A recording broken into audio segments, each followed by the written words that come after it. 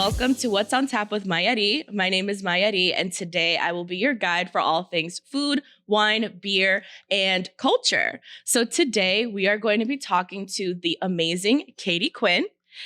And Katie, do you want to introduce yourself? Sure. Thanks for having me. Yeah. So my name is Katie Quinn. I own Mullahy's Cheese Shop down on Main Street in Hudson.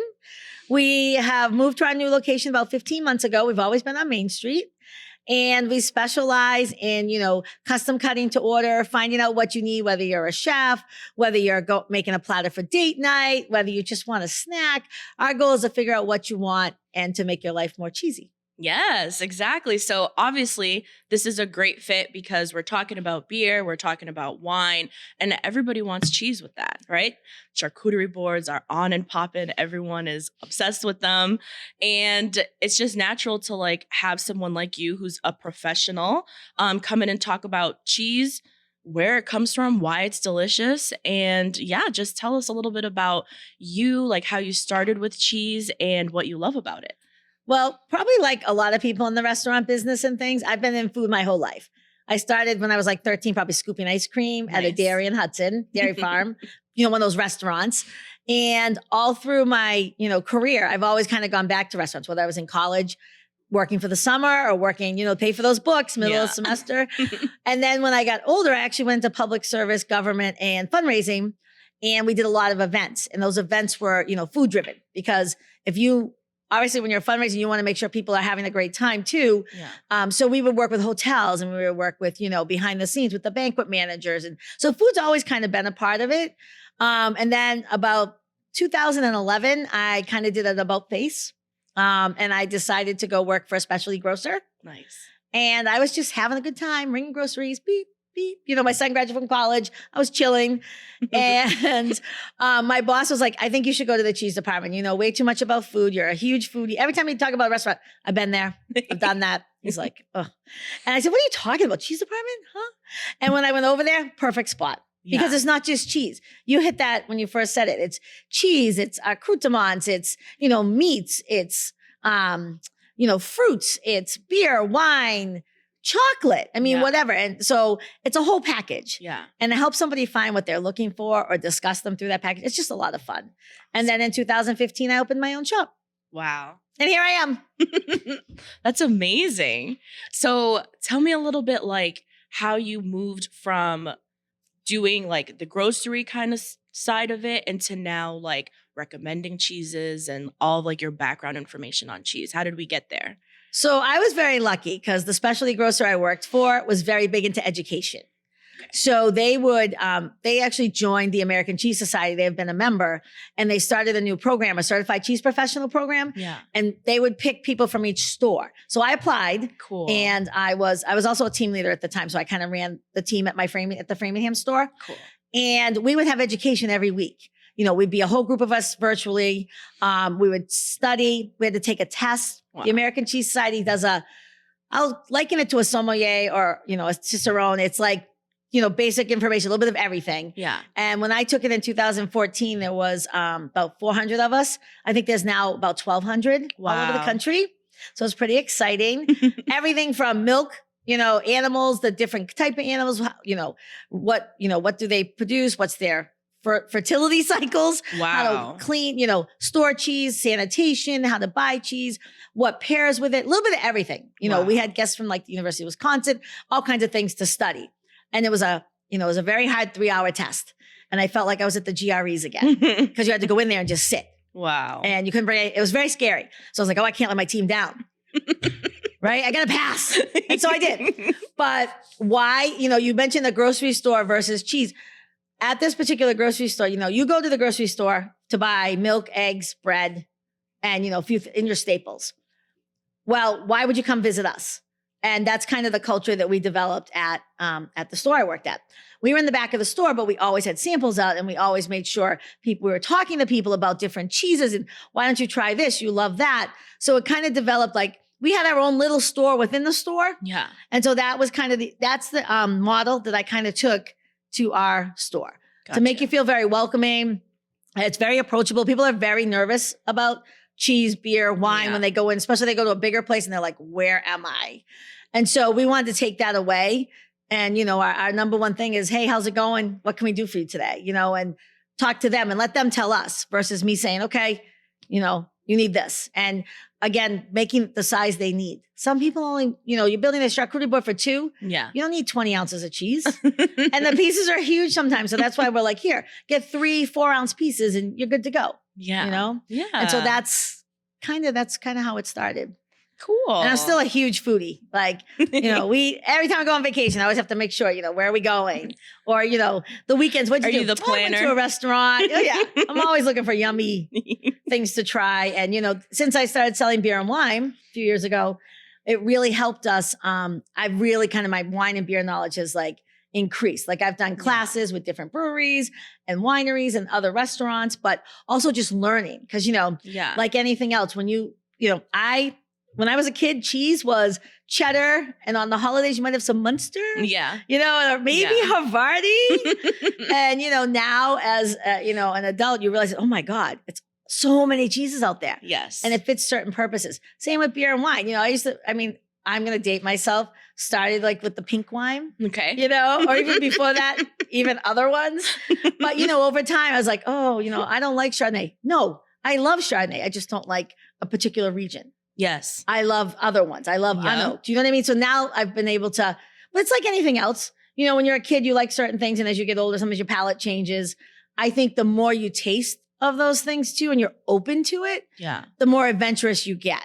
And, you can go stronger or a different intensity or a different, whether it's a different fermentation or whether it's a different region. Same with the cheese, whether it's naturally ripened in a cave or whether it's in, cryovac, ripened that way. I mean, it all kind of gives you a different flavor. Yeah. Do you want to talk about that a little bit more? Like cave ripened, cheese? Sure. Where does that happen? That sounds so cool. Well, cheese is very much like old world, just like, beer and wine. Okay. I mean, cheese was survival. You were in a village and you had probably a cow or a goat or a couple, or maybe your neighbor had a sheep or, and you guys subsided, you lived on butter and cream and milk. You want this cow or other animals to stay around for a while. Yeah. So then they kind of developed, old world cheese making. It kind of happened by accident. Rumor has it was in animal sacks when they traveled from village to village. Okay. The milk, and when they got there, it was chunky. And they said, well, we'll try it. It was our milk. We knew what it was. And that's the enzymes is what makes cheese. There's 3 types of rennet, and you need those in order to, if you didn't, you just have butter or sour cream or something like that. That's actually what coagulates and makes cheese. And there's 3 types. There's animal, vegetable, and microbial. Interesting. Yes. And that's the backbone of, because cheese is like other things, very simple. Milk, salt, cultures. Yeah. And then what you do to them. And you're saying, if I made cheese in Vermont, it's going to taste very different than, let's say, the coastal cheddar from England. Yeah. Because they're eating different grass. Some animals can't eat grass because they don't have the climate. They eat more grain. Yeah. And that can affect it. It can be, if it's a baby farm, smaller farm, larger farm, how are the animals treated? That's a huge thing as well. That's really important. Yeah. Happy animals, happy cows, happy goats, happy cheese. Sometimes goats go off on their own and find other things to eat. That can show up in the milk. Interesting. And then there's a seasonality approach too. So beginning of the year, if you guys Google cows in the spring for the first time they go out, they are skipping. These are 100,000, a big animal, and they're hopping. Yeah. Because they're so excited to be out in the spring. They smell the fresh, just like we do. Yeah. And they eat the fresh grass. And so that grass is lighter. It's the younger, it's the beginning of the season. Yes. By October, they've been in the pastures. And that produces a thicker milk in the winter, near the end. So you can go to your favorite farm and have their cheese maybe. Yeah. And it might taste just slightly different. So that's part of what, and it's the same style, exact, cheese, same everything. Yeah. And then about ripening, caves are important. There's so many different ways. I always tell people, don't eat this rind, don't eat that rind. They're like, well, how do we know? Yeah. I said, well, a piece of wax you don't really want to eat. You can eat it. It's food safe. Let me just say that. It cannot not be. But, and sometimes there's that nice earthy kind of crunch on the outside that's really dark, that's been a cave. Okay. There are natural cheese caves and there are man-made cheese caves. The natural cheese caves have been around forever. I mean, like Roquefort in France. Yeah. Parmigiano Reggiano in the vaults. Yeah. I mean, those have been around forever. Yeah. There's some in the United States, some people have real underground like holes that they've been using for families and generations, but also they build them and they can adjust the humidity and make man-made ones. Wow. And so the cheesemaker's job is to kind of know what humidity you want the cave in. Yeah. It's very mold forward when you walk in, Yeah. especially if it's a smaller cheesemaker and they make 4 or 5 different cheeses. Yeah. And so it's kind of cool. Pre-COVID, you could do a little more of that. I think they kind of stopped that for a little bit. Okay. So it'd be nice if they could show some of that again. Yeah. I think it's so cool that you mentioned like, you know, the cheesemakers deciding humidity, especially now with like these man-made things. Like we've talked about fermentation, like maybe in a barrel, or is it happening in a stainless steel tank, and how the winemaker has control over all these different aspects of the, you know, the process, which is going to change the flavor and like add nuance and things like that. And I think it's important to kind of recognize that's why certain cheeses, like you mentioned, Parmesan and like the Roquefort cheese, they're usually like on the higher end in terms of price. And I think a lot of people are really like, why does this one cost more versus this other one? And I think these are the reasons, right? This is coming from a natural kind of like old world established, like flavor profile and all of these things versus like man-made where you're tweaking it. There's nothing wrong with it, right? It's just they're all great because we all get to eat delicious stuff. But it's also important to like note those distinctions too. And it's not just in wine, it's also in beer and it's also in cheese. And it's probably also in other things like chocolates and, you know, fruits. Like a Florida orange tastes very different from a California orange. And it's not something we think about like in the day to day, but it's there. And I think it's important to like notice those nuances because it changes how we eat, I think overall. Like, so kind of like talking about that when thinking about cheese and beer or cheese and wine, is it important to kind of match the cheese to where it's from? A lot of times, especially in wine, people pair French food with French wine, American food with American wines. It's not like a hard and fast law, but it's something that it kind of goes together just because of the environmental factors. And the fancy word is terroir. Terroir. Yes. Terroir. Yes, it's very fancy. Basically, it's just meaning Not like terror, terroir. yes. There's an I in there. We'll put up a blurb so that people can see. But yeah, like it matters because like you were mentioning, these cows, they're all happy. They're eating fresh spring grass, which makes their milk different, which makes the cheese different. And same thing with wine, right? The grapes are coming from this area. It was a really hot summer maybe, so their sugars. And they love that. Yeah. They love to be distressed. Yes, they do. They like to struggle a little bit. And so all of those things add nuance and flavor and character. And so, yeah, I think it's cool to see that it's not just happening in these kind of like, I think sometimes like beer and wine are a little bit abstract to us. And so, you know, cheese is a little bit more everyday. Like you're having cheese on your sandwich, you're having cheese over the weekend, whatever. So it's like cool to see that it's part of the everyday. It's a little of both. I mean, I think what you're saying as far as, you know, the differences in types of cheese and pairings, I would say the rule of thumb, very similar to what you're saying, is definitely geography can play a big part of it. Yeah. So if you want to do French cheeses, but also intensity to intensity. Okay. Because you figure, I'm going to give you a great example with beer. Yeah. There are so many awesome breweries just around us even. Yeah. In New England, in Massachusetts. Yeah.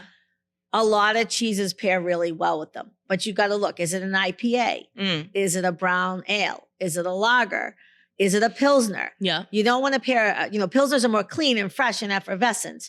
You don't want to pair that with a really strong, like 7-year cheddar because it will not, they just won't work. You can people's fireworks in their mouths because it'll be all over the place. With a nice goat cheese or a nice creamy brie, just kind of coats your palate and that Pilsner just kind of bubbles through and you want another sip and more cheese, right? Yeah. Same with wine. I mean, but then again, let me take a step back. Just like in the old days, you can't have red wine with fish. Sure you can. Yeah. There are different intensities and you can do whatever you want. Exactly. Whatever you like, you should do. Yes. Right? I always tell people that first. Yes. But if you're open, try a lighter red. try one that hasn't been in an oak barrel, try a lighter Pinot Noir or, something that is very young that hasn't cellared. Maybe that would be a little better for you. Same thing. And then match that with a medium cheese. Yeah.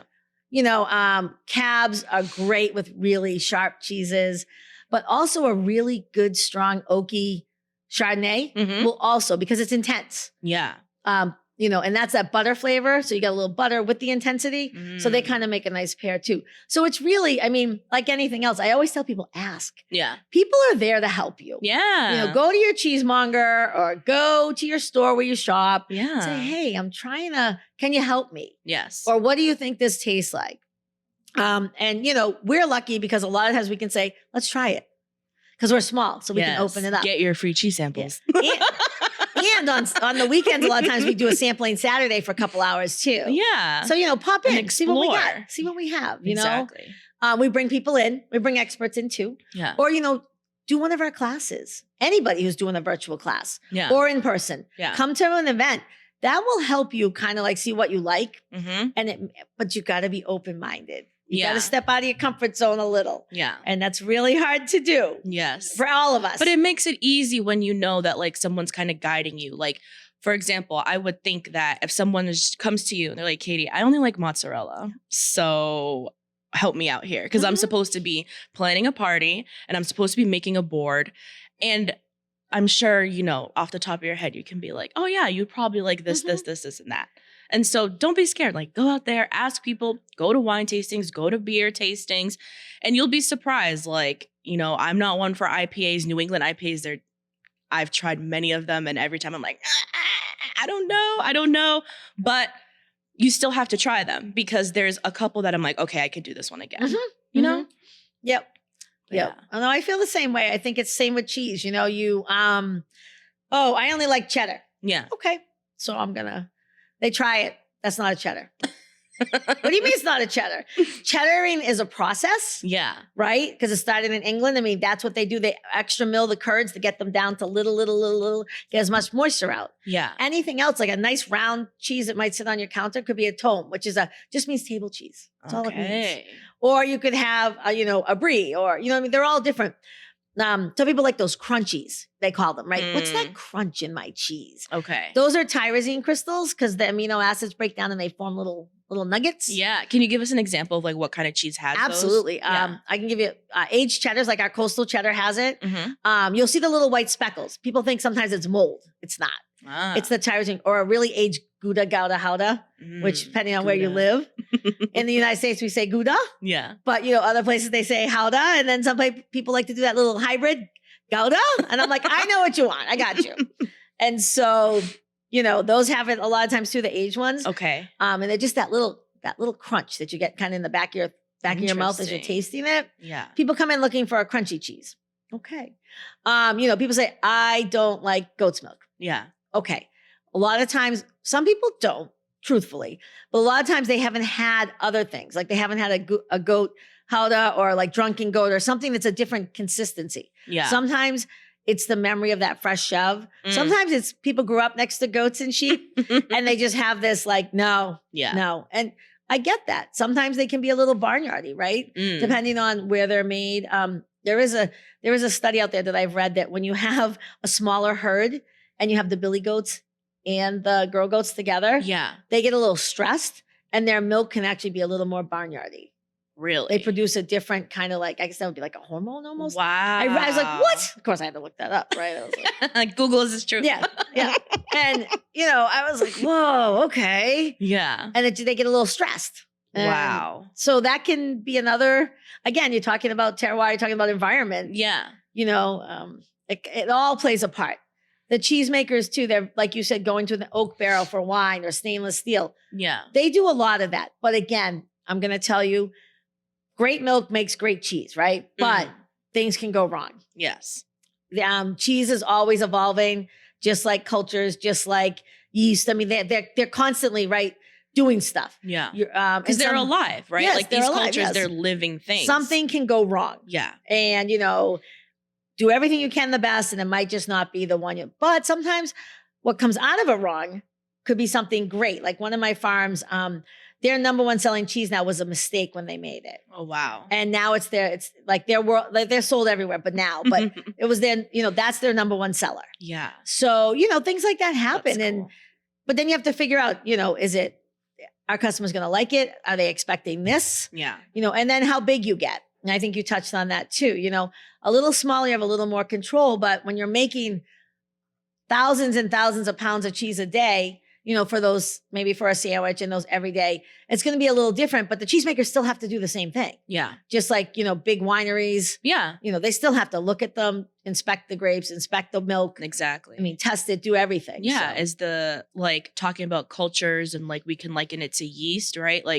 If the yeast is really active, sometimes they have to cool down the tank to be listen, chill out. Yeah. You're making the alcohol too fast and we're losing all the flavor. Mm-hmm. So, and I can imagine their cultures, they're alive thing. It's weird because we don't think about these small, tiny things as being alive and, changing kind of the course of our flavors, right? And what we're consuming, but it's happening. Same thing. They'll heat up the milk sometimes to a certain temperature. Yeah. And then they'll add the rennet in, or they'll have the rennet in already, or they'll add in. Can you explain what the rennet is? Rennet is the enzymes that are made to make the cheese curdle. Okay. That's how you get cheese curds. Gotcha. So they have a big thing of milk. Just a little fun fact. It takes 10 gallons of milk to make 1 pound of cheese. Wow. And that's pretty, So 10 of those gallons. Oh my gosh. To make 1 pound, because a lot of it is whey. Whey comes out. They're constantly, like Little Miss Muffet and their Tuffet, eating her curds and their whey. That whey is gone. What do they do with it? A lot of times it goes back to the farms, goes back to the animals so they can eat it. It's definitely. Is this the way that people are drinking in their protein powder?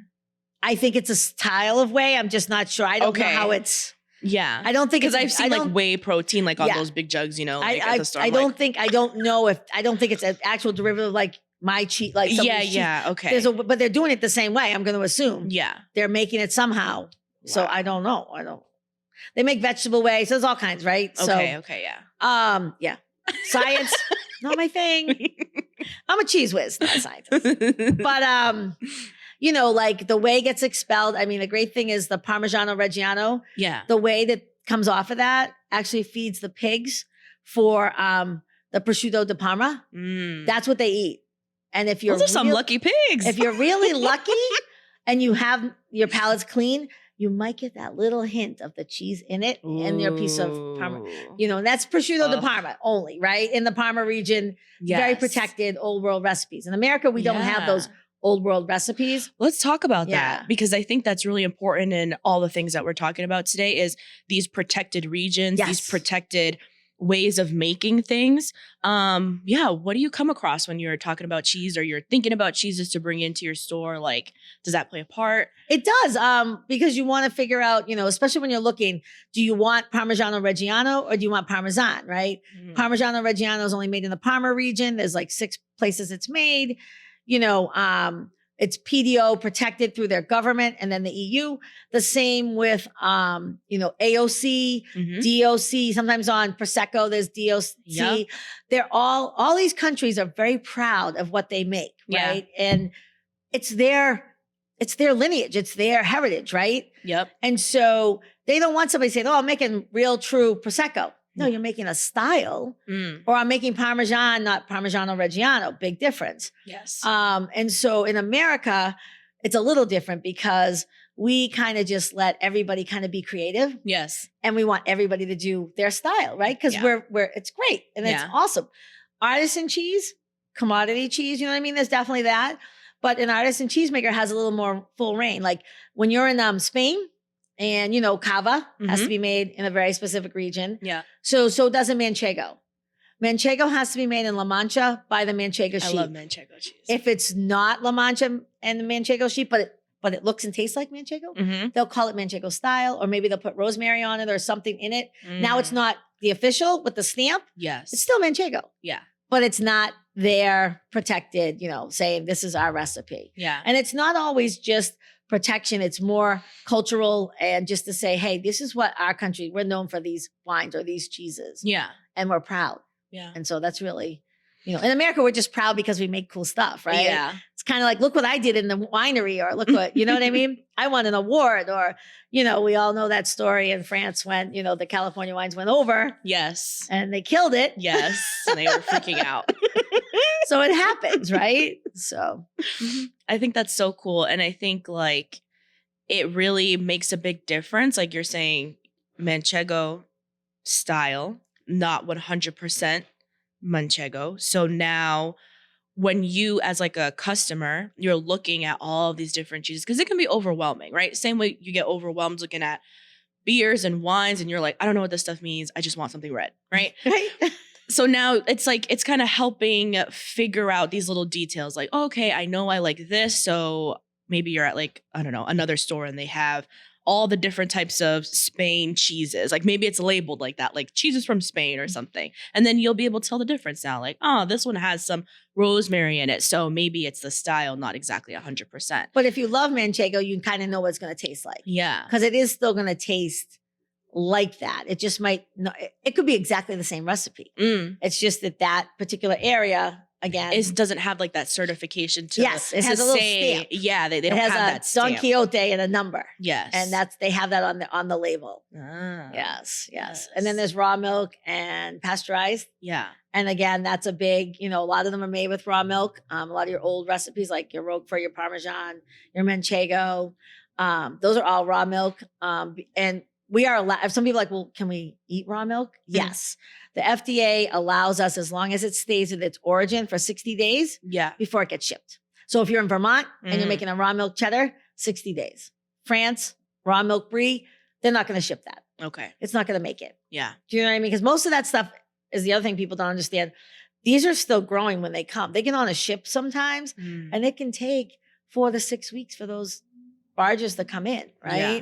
And so those cheeses are changing and changing. So, you know, you have to kind of know a little bit about what they should look like and kind of inspect them. I'm the worst because if it doesn't look right, I send it right back with the driver. I don't even think about it. I'm like, nope. Yeah. And he's like, okay, kitty. Because he knows. I look at every box. Yeah. I look when it was made. I mean, I'm very like That's particular. good. But I don't have a huge selection either, right? I Yeah, have 2 cases. We probably have 50 cheeses I was gonna say on tap. Yes. On tap.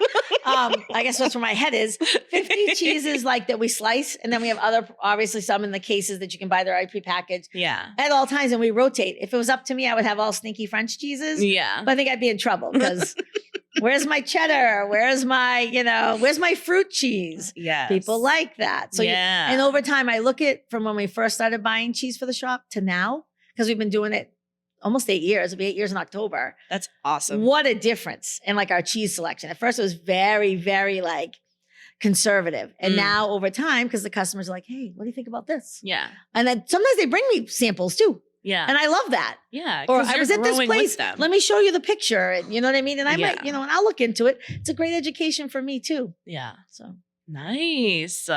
So let's talk about your suggestions for like cheeses for the most casual. I don't know anybody here. I don't know what they like. What kind of cheeses should I bring? I would go, depending on the number of people, you probably want about, if it's a casual like appetizer party, 2 ounces or so a person. Yeah. If it's going to be like a meal part of it, I would do like 3 to 4 ounces a person. Okay. Same with your meat, a couple ounces. Yeah. Because it just in the kind of an overall calculation. And then I would go pretty basic, but you want to have a little something to it. Yeah. Because you want to, I don't know. I would look for something. I would go to my cheesemonger and be like, okay, I don't really know these people because we do get that question. Yeah. And I would say to them, all right, let's do some crowd pleasers. Mm-hmm. But the number one rule I always ask them, if you're bringing the cheese, you pick something you like too. Yes. Because that excites you and that will get people talking. Yes. Right. But I always say, for a basic, I would do probably a soft cheese. Okay. If you don't think what are the soft cheeses? Like a brie, like a bloomy rind or like a fresh chev. Okay. So the fresh chev obviously is a goat cheese log or it could be a sheep's milk log. It's fresh cheese that's been quickly curdled and, ready to go. It's younger. A brie has a bloomy rind on it. What that means is that beautiful snowy outside. Okay. It blooms on it, whether it's the cultures are in it and when it's humid, it grows, or they do spray them. Like you spray paint, the spray or a cupcake, they do the frosting. Yeah. They'll spray the mold on the outside and watch it kind of get to a ripening stage they want. Oh, That's why sometimes it interesting. looks like snow. Like Yeah. when you first open it and then all of a sudden it goes away because it's still been Oh, blooming, kind of hanging out. that's cool. You want something that's not too ripe and too stinky because sometimes You're gonna People freak get people scared. out. I would do if I was going to do 3 cheeses for a quick party. Yeah. I would do maybe a double cream brie because there's different levels. I say regular brie comes in at a lower butter fat. Double cream's in like the 60 to 75%. I wouldn't go triple because sometimes that can be a little too buttery for people. Yeah. Those have to have at least 75% butter fat. So what does that mean? Like, is this something that's happening during the Consistency. process? Like, how Well, does it's that the amount of happen? cream they might have added back in to give it more butter fat. Okay. So you want something kind of middle. So I would say get a crowd pleaser brie. Okay. And then I would always put a cheddar or something like that on there Okay. because I feel like that. Everyone likes cheddar. But I would get like something that has a little something to it, little something, not just the plain. I would ask for something with a little character, whether Like- it's a little Vermont or whether it's a little the English coast, something that's not so polarizing Okay. that people are like, oh my God, this is so sharp. Because we all have different sharp, we all taste differently, right? Which Yeah. is really important too. What's spicy for me might not be spicy enough for you, or Mhm. I might like something that's really stinky and somebody else is like, oh no. You know, this is, and I might think it's mild and they'll be like, oh, no, Yeah. this is too stinky. The other thing you can do too is ask for a sample when you're making it, but I would do like a brie or a goat log because those are pretty safe. Okay. And then I would do like a cheddar, like a little, maybe a Vermont cheddar or like, an English cheddar that's medium body, got a little something to it. And then I would pick, I call it the wild card. Do you want to go fruit? Like a Wensleydale with cranberry, or do you want to go manchego, Mhm. kind of mix it up? Or do you want to do a nice Italian table cheese, like Okay. a Piave? You know what I mean? Something that's not too sharp, but has a little flavor. Okay. Or even a milder Gouda. A lot of red wax. I would go more like a double cream or a goat or something that has just a little bit extra, Yeah. but not, because you want people to eat it too, right? I mean, that's the Yes. other thing. Yes. And you can put blue on if you know the people. And I always say put a little bit Blue of cheese, right? Blue Yeah. cheese, yes. And just a little bit. But if you think it's not that crowd, I would leave it off. Okay. And so this might be like a really basic question, but when we're looking at cheddar, we see like mild, sharp, extra sharp. What does that mean? And like, how does it become sharp, extra sharp, mild? Well, it all comes down to the cheesemakers, first of all. I mean, that's Yeah. definitely what they're trying to, what they're trying to do. Okay. Sometimes sharpness over time. So it could be aged longer, which would allow it to get, kind of a little sharper because it's in the humidity that it's in. Sometimes they can get some of the lactic acid out. They might wash the curds a little bit. That will sweeten it a little. You find that a lot in Goudas. Okay. They actually do that as a second process. Once the curds are done, they'll rinse them in warm water. So a lot of that lactic acid will come out. Sometimes it depends on, what they do to the milk. Is it cultured milk? Is it just regular milk? How is it heated? What else? What other enzyme? Did they add anything different to it? Okay. I mean, it's all about the flavor profiles. I would say for a crowd that I didn't know, I would go medium. I wouldn't go super extra sharp, but I Yeah. also wouldn't go plain. I think, because, the other thing about cheese is that little sharpness, it's going to satisfy you a little quicker versus Yes. like, oh, I'm just hungry and I'm going to, plow through. Yeah. Yeah. No, it's true though. Because you're getting a flavor. Yeah. And it makes you stop and be like, Mhm. oh, Yeah. this is good. Or it just kind of makes you like stop in the moment Mhm. and think a little bit. Yeah. And then I would just throw a basic jam on there or some honey, really Mm. basic, and like a plain cracker so people could enjoy the cheese. And that would be my, I don't know what to bring. The go-to. Yeah. Yeah. That's like the standard. All right. We have the formula. So we got a goat, Go to a brie, a goat or a brie. probably a cheddar just because cheddar. you don't really know the crowd. Yeah. Because we're just like, Yeah. everyone will be okay with this, right? Yes, right. And then whatever you like, that's the most Yes. important. That's like the third one. So if you're like, I love blue cheese, there it is. It's on there. Yep. And I have plenty of people who do. We have our jam, Yep. any kind of jam in particular, Um, or whatever tell- charcuterie maker's choice. I tell people if you have something in your fridge, maybe somebody made you a preserve over the summer, those go great. Yeah. Fig jam is like probably the number one go-to right now. Yeah. And People are loving figs right now. I and think figs, yeah. Figs, they're there's- having a moment, there's just a like new cauliflower. season too. It just kind of, yeah. Yeah, I know. But, I think it's important to see what you have too. Yeah. I think, the key to that is, and if you're putting it together, is to put the cheese on first and then kind of look around. Oh, Mayari made me a jam. I'm going to use that. Yeah. I'll look in my cabinet. Oh, I have some nuts or I have some pretzels. Throw a couple on there. Yeah. Oh, I have leftover salami or I bought a salami. So now I got to peel it, slice it, put it on there. You know what I mean? Or you can buy it pre-sliced. Yes. Which is a little quicker. Definitely. And kind of see what you have. But then you start fitting that stuff in. Because if you try to start at one end, you're going to move that cheese 7 times. Gotcha. So put your cheeses far enough apart, but then you just kind of fill it in. Okay. Grab some grapes or, a couple Yeah. figs. Cut the figs open. They're beautiful, right? Yeah, they are. Cool. That's awesome. I'm trying to think. Or you can ask us to do it. Yeah, exactly. Exactly. So when it comes to you in particular, you, Katie, what do you like to eat? What's your favorite kind of cheese? That's a trick question. It's kind of like, what's your favorite wine or your favorite beer? Yeah. Or, it depends on the moment. Yes. I will be very truthful. Yeah.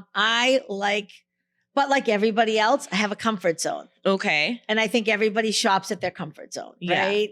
I think for me, for cheese, it's this time of year, I'm digging a little more of the fresh cheeses, like the goat cheese, feta, real feta. That would be like sheep or goat. I love sheep and goat feta. I think it just melts in your mouth and it's a great enhancement for vegetables, salad, or to just eat. Yeah.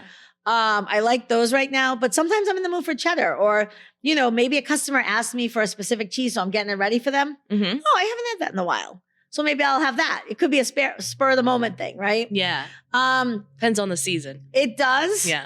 I like most cheeses. I'll say that. Gotcha. I'm not a big fan, and I'll be very truthful. And I'll tell you that if you come in and ask me. Yeah. I don't like things in my cheese. Like fruits and stuff like Yes. that? Okay. I like my cheeses to be very pure. Okay. I want everything with it though. I want jam. I want grapes. Yeah. I want chocolate. I want it all. Yeah. Don't put it in my cheese. Mm. I'm a cheese purist. It's just the way I am. And everybody laughs at me because they're like, oh, don't you love that? I'm like, no. And you're like, no. And I keep trying it because like you said about the IPAs earlier, Yeah. you keep trying them because there could be that one. Still haven't found the one. The only one, well, I do like the savory aspect. Like I don't mind if if I have to get one with something in it. Yeah. Little mustard seeds. Like Okay. I like that. Okay. A little. But still, in the big picture, I'd rather have some nice stone-grown mustard on the side and a pickle with my cheese. Like a Plowman's or, something. Delicious. Because, everybody thinks sweet, fig jam. But you can make it savory too, right? I mean, the idea is kind of have an idea in your head which flavor profile you want to go. Yeah. And build from there. Or if you think it's going to be you're excited about a bunch of stuff, put it on there.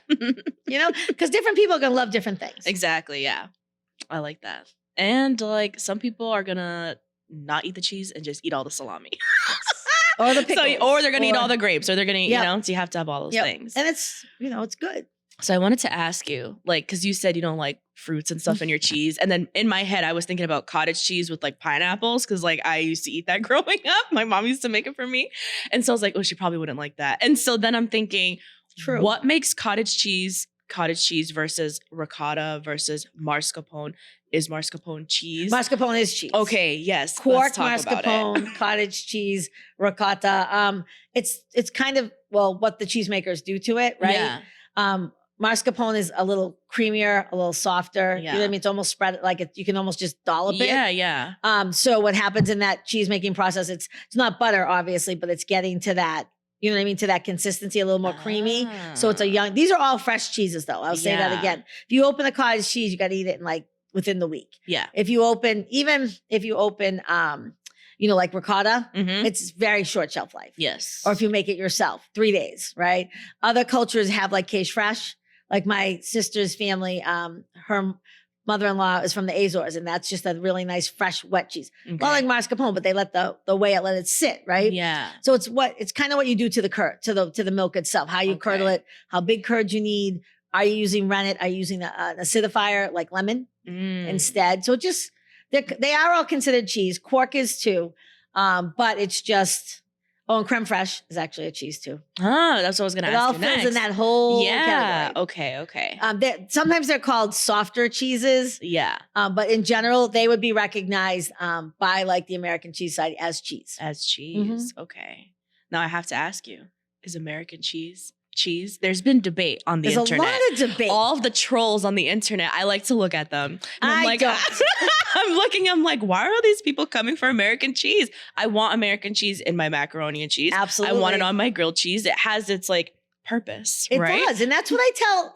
Okay. So that's what I tell a lot of my customers. I'm like, I said, a lot of chefs won't tell you this. They may use Gruyere and they may use, Parmesan in their mac and cheese. But guess what? American is there. There's a few slices of American in there. There's no doubt. Yeah. But then there's pasteurized processed cheese food. So that becomes, I've noticed over the last few years, I don't know, different companies have come out with their own, like some of the smaller but larger cheese places are saying, this is an American cheese style. And it's got more than 55% or whatever it had to have for that processed cheese food. Okay. So there are some out there. Yes, sometimes I want American cheese on my hamburger. Yeah. Yes, if I want one of those grilled cheese going to go like this, I might use a little American mixed with something else, because I want that. There's a place for all of them. Mm-hmm. Just like there's a place for, if you're doing a party for like 75 people, you do not want to feed them like an old Quebec 7-year cheddar. You would need, you could, but that many people, you need to find another cheese that's a little less expensive, right? Yeah. Honestly. Yeah. Because you're feeding a bazillion people and, so there's cheese for everything. Yeah. And I'm totally about that. I've taught a lot of virtual classes in my kitchen at home. Yeah. And what I'll do is sometimes like in the middle of the wine and cheese, because somebody will ask a question. I just open my refrigerator. Yeah. Here's my cheese drawer.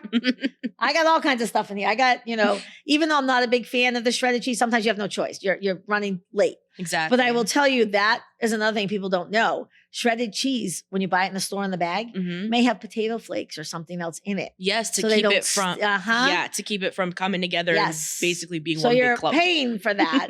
And you could just go to your, get a little block and just grate it yourself. And it's going to be 100% cheese. Without any of that multi-dextrose and all those and little all things, those little those words. things. Yeah, and then the same with like blue cheese and stuff that comes in the container. Mm. That's been sitting in plastic for a long time. Yeah. I would suggest get, even if they just have the little snack size that they're, get a little piece of blue cheese and crumble it yourself. Yeah. It's going to be so much better. Yeah. And so much fresher. And, it's just, but sometimes we don't have time, right? Exactly. Sometimes somebody calls up, okay, they're coming in 2 hours and you're going to make a whole meal. Yeah. So, I get that. And that's why there's a place for all everything. All cheeses. Jesus. That's awesome. Well, yeah, that's what I got. I think this was great. I feel like I learned a lot about cheese. I didn't even know like they had DOCs, like, like how we do with wine for different cheeses. Yeah. The only one I knew was because I saw Stanley Tucci's looking at Italy. I don't know if you've seen that. He's great. It's pretty good.